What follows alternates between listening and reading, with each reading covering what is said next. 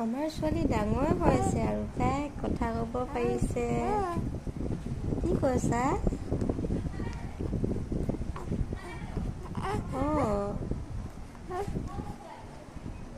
কথা ক'ব পৰা হ'ল আমাৰ ছোৱালী।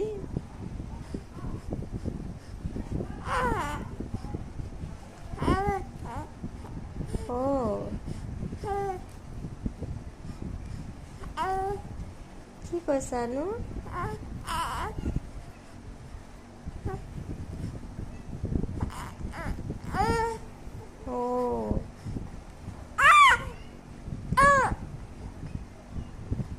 কি কৈছা?